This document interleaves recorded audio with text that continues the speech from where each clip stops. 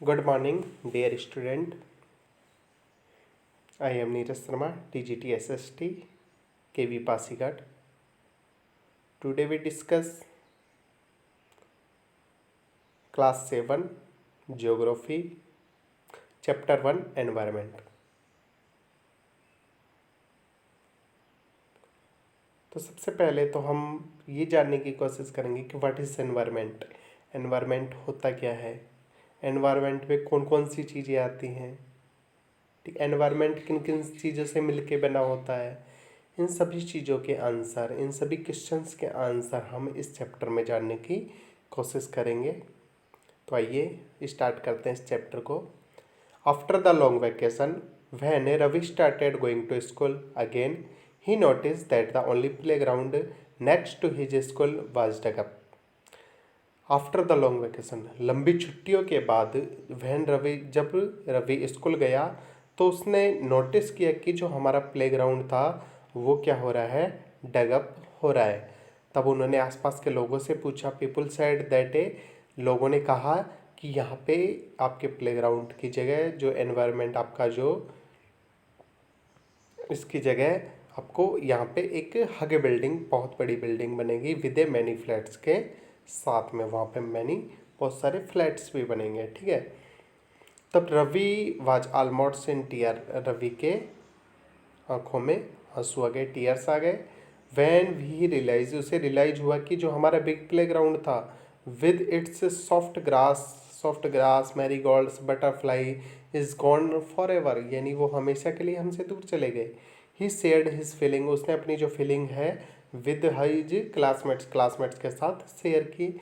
उसी दिन असेंबली में भी स्कूल के प्रिंसिपल ने अनाउंस किया कि see how our environment is changing, हमारा जो एनवायरनमेंट है वो कैसे चेंज हो रहा है, ये आप देख रहे हो। तब उसके बाद आफ्टर असेंबली क्लासरूम में गया रवि, तो रवि ने अपने टीचर से पूछा, क्लास टीचर से, कि sir what is environment, environment क्या है। टीचर ने रिप्लाई किया, whatever you see in your surrounding, कि आपके आसपास जो भी चीज़ें आप देखते हो, वॉट एवर, वो सब चीज़ें क्या है, environment. Ravi thought aloud, that means इसका मतलब द स्कूल बिल्डिंग, ये स्कूल की हमारी बिल्डिंग हुई, टेबल्स हुई, chair in the classroom, classroom में हमारी जो चेयर है, इवन दैट ओपन फील्ड, जो हमारा ओपन फील्ड हुआ, रोड्स हुआ, गार्बेज हुआ, एंड माई फ्रेंड्स हैं, all the parts of our environment, ये सारे हमारे पार्ट्स हैं ना एनवायरनमेंट के। टीचर कह रहा है यस, बट वेट, लेकिन वेट करो कि some objects are created by nature, कुछ ऑब्जेक्ट्स हैं वो क्रिएटेड किससे, बाय नेचर के द्वारा। फॉर एग्जांपल जैसे माउंटेन हुआ, रिवर हुआ, ट्रीज हुआ, एनिमल्स हुआ, and other are made by people, और कुछ हैं जो मेड किए गए किसके द्वारा, पीपल के द्वारा। फॉर एग्जांपल जैसे रोड हुआ, कार हुआ, क्लॉथ हुआ, बुक्स हुआ, ठीक है। इसके बाद उन्होंने, इकबाल ने पूछा कि what is our environment changing, कि हमारा जो एनवायरनमेंट है वो चेंज क्यों हो रहा है। तब टीचर ने उसका आंसर दिया कि it's all because of our needs, जो हमारी नीड्स है, ज़रूरतें हैं, इनके कारण क्या हो रहा है, ये एनवायरनमेंट हमारा चेंज हो रहा है, क्योंकि हमारी जो नीड्स है इंक्रीज होती जा रही है डे बाई डे, इसलिए हमारा जो एनवायरनमेंट है वो चेंज हो रहा है। From the above conversation you understand that all the place, people, things, the nature, the surrounding, any living organism is called environment। अब environment की एक सिंपल सी डेफिनेशन हम देखेंगे कि the people, place, things and nature that surround any living organism, यानी any living organism के आसपास का जो पैलेस हुआ, पीपल हुए, थिंग्स हुए, नेचर हुआ, वो सभी क्या कहलाएंगे, एनवायरनमेंट कहलाएंगे। It is combination of natural and human made phenomena, ये कॉम्बिनेशन है किसका, नेचुरल एंड ह्यूमन मेड जो फेनोमेना है उसका। While the natural environment refer to both, biotic and abiotic condition existing on the earth, जो कि refer कर by the natural environment, जो रेफर करता है किसके साथ, बहुत दोनों के साथ, बायोटिक एंड अबायोटिक कंडीशंस। ठीक है, बायोटिक मीन्स क्या होता है, जो जितने भी लिविंग ऑर्गेनिज्म होते हैं, लिविंग थिंग्स होती हैं, जैसे प्लांट हुआ, एनिमल्स हुआ, जिनमें लाइफ होती है, बायो। एबायोटिक क्या होता है, जिनमें लाइफ नहीं होती है, नॉन लिविंग थिंग्स होते हैं, जैसे कि लैंड हुआ, वाटर हुआ। ठीक है, ये हमारे क्या हुआ, एबायोटिक एनवायरनमेंट। अभी हम देखेंगे कंपोनेंट्स ऑफ एनवायरनमेंट, एनवायरनमेंट के कंपोनेंट्स हैं, उनके बारे में हम जानने की कोशिश करेंगे। फर्स्ट, नेचुरल कंपोनेंट्स, वाटर, जो किस में आएगा, हाइड्रोस्फेयर में। ठीक है, चाहे वो पॉन्ड का वाटर हो, ठीक है, चाहे रिवर का वाटर हो, चाहे लेक का वाटर हो, चाहे सी का वाटर हो, ये सब चीज़ किस में आएंगी, हमारी हाइड्रोस्फेयर में। सेकंड देखेंगे एटमॉस्फेयर। एटमॉस्फेयर क्या होता है, जो एयर की थिन लेयर बनी होती है, वो एटमॉस्फेयर होता है हमारा। थर्ड देखेंगे लिथोस्फेयर। लिथोस्फेयर में जो हमारी लैंड होती है वो आती है।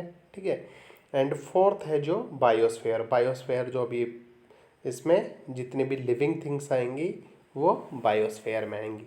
सेकंड देखेंगे हम ह्यूमन मेड, जो हमारे लोगों के द्वारा बनाए जाते हैं एनवायरनमेंट की चीज़ें, वो सब चीज़ें किस में आएंगी, ह्यूमन मेड्स में। और नेचुरल एनवायरनमेंट होता है वो हमारे प्रकृति के द्वारा हमें प्रोवाइड किया जाता है, वो नेचुरल एनवायरनमेंट होते हैं। अब बात करेंगे ह्यूमन मेड्स की, तो ह्यूमन मेड से जो एनवायरनमेंट है उसमें कौन कौन सी चीज़ें आएंगी, जितनी भी हमारी बिल्डिंग्स हैं दिखती हैं हमें, वो हमें ह्यूमन मेड में आएंगी। जितने भी पार्क हैं, हमारे पार्क्स बने हुए हैं, वो ह्यूमन एनवायरनमेंट में आएंगे। ब्रिज हैं हमारे, जितने भी रोड्स हैं, जितने भी मोनूमेंट्स हैं, इंडस्ट्रीज़ हैं, ये सब चीज़ें क्या किस में आएंगी, हमारे ह्यूमन मेड में। ठीक है, थर्ड जो एनवायरनमेंट है हमारा ह्यूमन। ह्यूमन में कौन कौन सी चीज़ें आएंगी, जो व्यक्ति से बना हुआ होता है, इंडिविजुअल भी हो सकता है, किसी पर्सनल व्यक्ति का भी हो सकता है, फैमिली भी आती है उसमें, कम्युनिटी होती है, सोसाइटी पूरी, वो भी आती है, रिलीजियन भी आते हैं, एजुकेशनल भी होता है, इकोनॉमिक होता है, पॉलिटिकल सिचुएशंस भी होती हैं।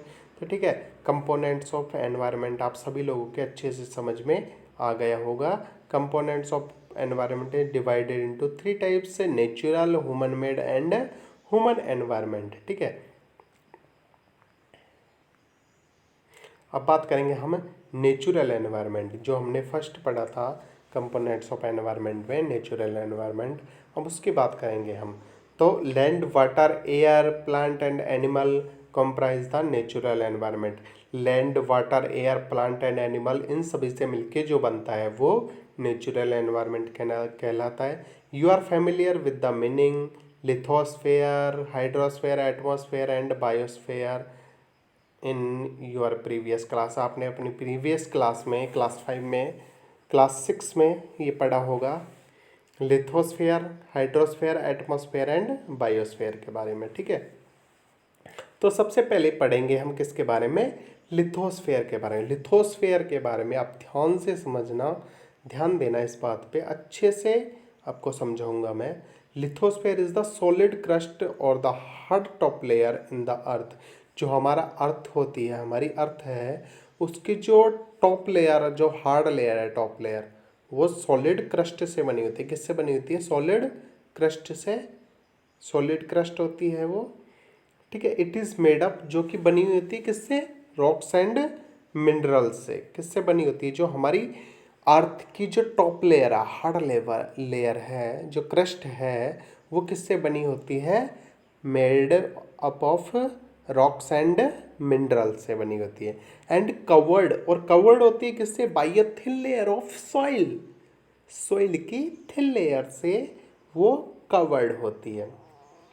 It is an irregular surface with various landforms such as mountain, plateau, plains, valleys. और इरेगुलर सरफेस में भी ये वेरियस लैंडफॉर्म्स मिलती हैं, जैसे कि mountain, plateau, plains and valleys में ये चीज़ें मिलती हैं। Landform are found over the continent and also on the ocean floor. और जो लैंड फॉर्म्स पाई जाती हैं वो कहाँ कहाँ पे पाई जाती है, हमारे जो कॉन्टिनेंट्स होते हैं उनमें भी मिलती है, एंड जो हमारा ओशियन फ्लोर्स होता है उसमें भी लैंड फॉर्म पाई जाती हैं। Lithosphere is the domain that provide us forest. जो लिथोस्फीयर के डोमेन है वो हमें प्रोवाइड करवाते हैं, क्या फॉरेस्ट करवाते हैं। ग्रासलैंड फॉर ग्रेजिंग के लिए ग्रासलैंड प्रोवाइड करवाते हैं। लैंड फॉर एग्रीकल्चर, एग्रीकल्चर के लिए हमें लैंड प्रोवाइड करवाते हैं। एंड ह्यूमन सेटलमेंट, जो रहने के लिए लोगों के लिए जगह जो लैंड प्रोवाइड करवाते। It is also a source of mineral wealth. ठीक है, अब सेकंड बात करेंगे हम हाइड्रोस्फेयर के बारे में। ठीक है, हाइड्रोस्फेयर होता क्या है। It is comprises various sources of water and different types of water bodies. इसमें वेरियस सोर्सेज ऑफ वाटर के एंड डिफरेंट टाइप्स होते हैं वाटर बॉडीज़ के, जैसे कि river, lake, sea, ocean etcetera. It is essential for all living organism. Hydrosphere की अगर बात करें तो हाइड्रोस्फेयर में किसकी बात की थी हमने, कंपोनेंट्स ऑफ एनवायरनमेंट में वाटर की। चाहे वो वाटर हमने किस किस के वाटर बताए थे उस समय भी आपको, चाहे रिवर का हो, चाहे लेक का हो, चाहे सी का हो, चाहे ओशियन का हो। ठीक है, एंड सबसे जो इम्पोर्टेंट बात यहाँ पे है वो है आपकी कि it is essential for all living organism. ये बहुत ही जरूरी है, वेरी इसेंशियल लिविंग ऑर्गेनिज्म के लिए। ठीक है, थर्ड जो बात करेंगे हम किसकी करेंगे, एटमॉस्फेयर की। एटमॉस्फेयर होता क्या है, एटमॉस्फेयर की भी एक सिंपल सी डेफिनेशन जो आपको बहुत जल्दी याद हो जाएगी। The atmosphere is the thin layer of air, कि एयर की एक पतली लेयर, थिन लेयर जो बनी हुई होती है, दैट सराउंड द अर्थ। जो हमारे अर्थ के चारों तरफ जो एयर की पतली थिन लेयर बनी होती है वो क्या कहलाती है, एटमॉस्फेयर। आप सभी को याद भी हो जाएगी इजीली।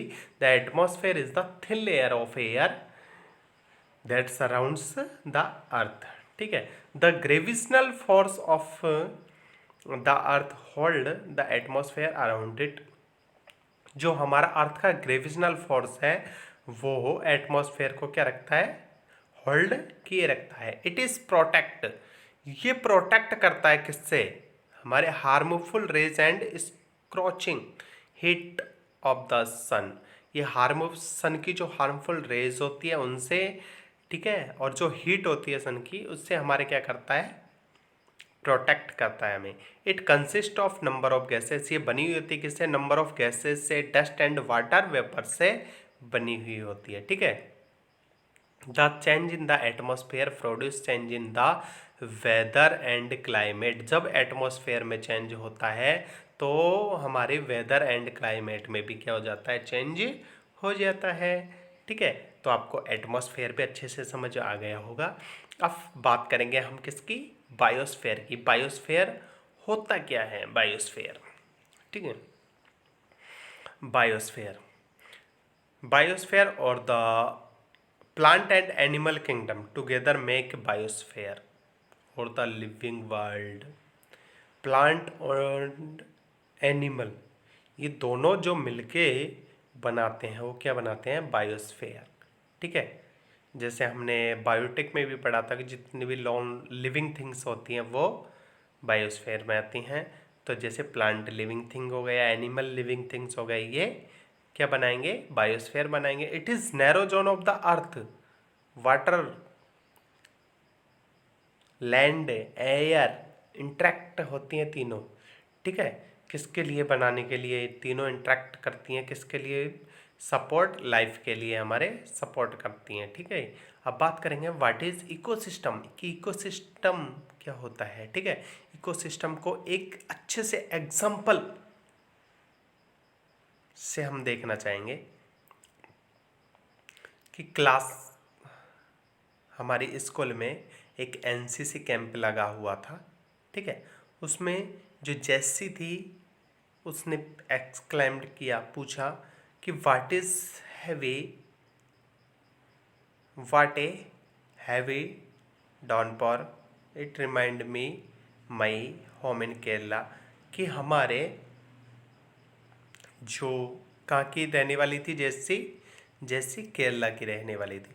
तो उसने कहा अपने क्लासमेट से कि हमारे जो केरला में क्या होता है, हैवी डाउनपॉर होती है, यानी बहुत ही तेज़ बारिश होती रहती है, जिससे कि हमारे वहाँ के आसपास के जो लस ग्रीन फील्ड्स हैं एंड कोकोनट प्लांटेशन है वो हमेशा हरे भरे रहते हैं, और जो वहाँ का नज़ारा होता है वो बहुत ही सुंदर होता है, ब्यूटीफुल होता है देखने में। ठीक है, उसके पास ही उनका एक फ्रेंड बैठा हुआ था, हीरा। हीरा जो कि कहाँ से बिलोंग करता था, जैसलमेर। जैसलमेर कहाँ पे है, राजस्थान में। तो हीरा ने तुरंत बोला कि आपके वहाँ तो इतनी बारिश होती है, लेकिन हमारे राजस्थान में तो बारिश होती ही नहीं है। जैसलमेर में तो बहुत कम बारिश होती है, वहाँ तो ओनली दिखते हैं कौन सी चीज़ें, ओनली सी कीकर एंड सैंड। कौन कौन सी चीज़ें दिखे, कीकर एंड सैंड। कीकर होता है एक झाड़ीदार, जो कांटेदार झाड़ियाँ होती हैं, ठीक है, वो कीकर एक पेड़ होता है। एंड इसके अलावा जो रवि ने कहा कि आपके वहाँ तो कैमल भी पाए जाते हैं, तो हीरा ने कहा कि नो जस्ट कैमल, कैमल ही नहीं मिलते। If you visit our desert, हमारे डेजर्ट का अगर आप विजिट करोगे तो you will see snake, snake दिखेंगे, लिजर्ड दिखेंगे, एंड मैनी इंसेक्ट्स आपको वहाँ पे देखने के लिए मिलेंगे। Ravi wonders why do the animals, the vegetation and the why people live very from palace to palace, are they are related to each other। कि जो हमारा एनवायरनमेंट में जो वेजिटेशन एंड जो एनिमल्स है, क्या वो एक दूसरे से इंटरेक्ट है, एक दूसरे से रिलेटेड है। ठीक है, तो टीचर कह रहा है यस, ओ यस, वेरी सो मच। क्यों नहीं, एक दूसरे से इंटरेक्ट है, वो एक दूसरे से रिलेटेड है। All plants, animal and human being depend on their immediately surrounding.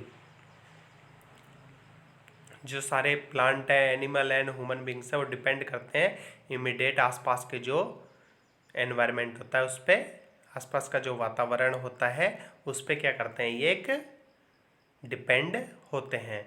Often they are interdependent on each other, ये एक दूसरे पर क्या होते हैं, इंटरडिपेंडेंट होते हैं। This relation between the living organism, जो कि रिलेशन होता है इनमें किसमें, लिविंग ऑर्गेनिज्म का, as well as relation between the organism and their surrounding from the ecosystem, जो हमारे आसपास का इकोसिस्टम होता है उन सबसे ये रिलेटेड होते हैं। ठीक है,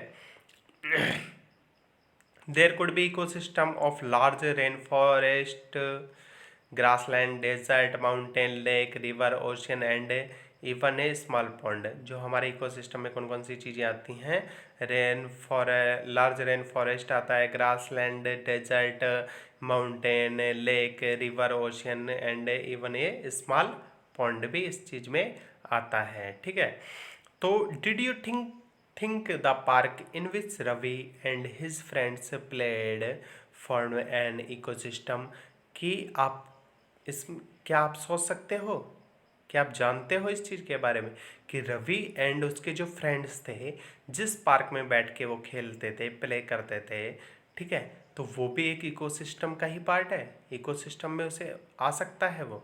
ठीक है, अब बात करेंगे हम ह्यूमन एनवायरनमेंट की, कि ह्यूमन एनवायरनमेंट होता क्या है। Human being interact with the environment and modify it according to their needs.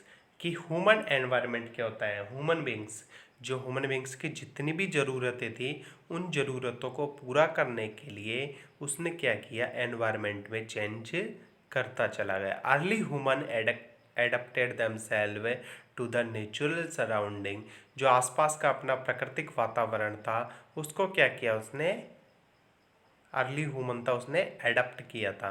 ठीक है, पहले उसके पास रहने के लिए घर नहीं थे, खाने के लिए क्रॉप्स नहीं थी।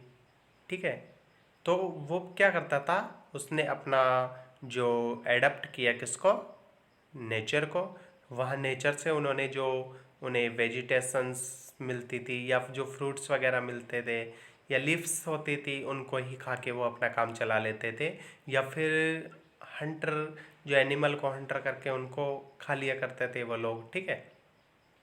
लेकिन जैसे जैसे टाइम चेंज होता गया, ठीक है, एनवायरनमेंट भी उसके साथ ही चेंज होता चला गया, ठीक है। They learn to grow crops, उसने क्रॉप्स ग्रो करना सीख लिया। डोमेस्टिक एनिमल, अपने घर में जो एनिमल्स को पालना शुरू कर दिया। And lead A settle life, और एक जगह रहकर सेटल लाइफ भी शुरू कर दी। उसके बाद अगर बात करें हम, तो फर्स्ट में कैसा था, वो पेड़ पत्ते पत्ते हुए एंड फ्रूट्स वेजिटेबल और मीट, ये खा के काम चला लेता था, ठीक है। उसके बाद उसने क्रॉप्स उगाना सीख लिया, डोमेस्टिक एनिमल रखना, गाय भैंस, जो काउज एंड बफेलोज, ये रखना शुरू कर दिया, ठीक है। उसके बाद सेटल लाइफ शुरू कर दी, एक जगह रहना, निवास स्थान बनाना अपना शुरू कर दिया, ठीक है। उसके बाद धीरे धीरे टेक्नोलॉजी और टाइम आगे निकला तो टेक्नोलॉजी यूज़ करने लग गया, ठीक है। और उसके बाद इंफॉर्मेशन टेक्नोलॉजी हो गया, ठीक है। तो धीरे धीरे करता हुआ क्या हुआ, जो हमारा जो ह्यूमन बींग्स थे, पॉपुलेशन थी, जो हमारी पीपल्स थे, वो क्या हुए, अपने एनवायरनमेंट में चेंज करते गए, अपनी लाइफ में चेंज करते गए और डेवलप होते रहे। और आज हम बहुत आगे निकल चुके हैं। जो अर्ली ह्यूमंस थे, उनकी जो लाइफ थी उनसे बहुत अच्छी लाइफ है आज हमारी, इतने डेवलप आज हम हो चुके हैं, ठीक है। अब बात करेंगे लास्ट, नूरी। नूरी क्या, नूरी गर्ल थी उसकी क्लास में, रवि की क्लास में, जो कहाँ की थी, मिजोरम की, ठीक है। उसने कहा रवि से कि आप परेशान मत होइए, आप किसी चीज़ की टेंशन मत लीजिए, ठीक है। आपके राजस्थान में अगर अगर हाँ, अगर आपको नेक्स्ट वैकेशन में कहीं घूमने के लिए जाना है तो मेरे वहाँ पे चलिए। मेरे वहाँ पे मिजोरम में बहुत अच्छी अच्छी ग्रीन, लस ग्रीन, बहुत हरियाली है, ठीक है।